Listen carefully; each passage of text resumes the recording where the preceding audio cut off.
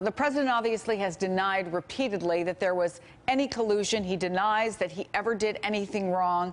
Now we have him, and NBC News has confirmed the existence of these notes taken from this meeting. He's with the Russians.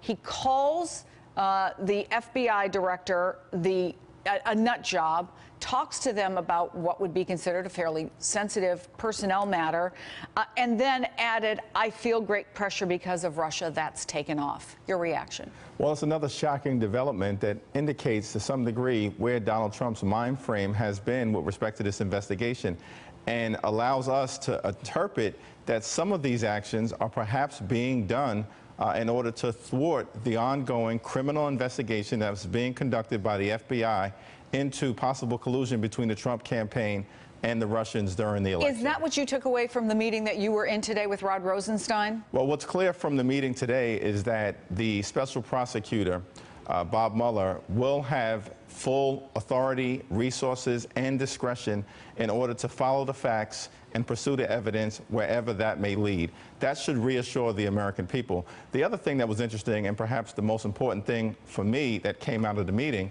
was that the Deputy Attorney General made clear that in his view, based on the Department of Justice regulations, the president does not have the power to fire the special counsel. And that's particularly important because we've seen a willingness to terminate individuals who the president apparently believes are too close to getting to his folks or him in the context of this Russian investigation. He fired U.S. Attorney Preet Bharara after it was publicly revealed that his office was investigating close allies of the Trump administration. He fired Acting Attorney General Sally Yates shortly after she had conversations with the White House that suggested that her belief that Michael Flynn may be a Russian asset. And of course, he fired James Comey, who was leading the investigation, the criminal inquiry into his campaign. The McClatchy also had one of these three big stories today, and it's about the possibility of also pursuing a cover-up. Not that this is an active part of the investigation, but it looks like it could be a part of this investigation. Elijah Cummings, apparently one of the people they talked to about this. Did you take that away from the meeting as well?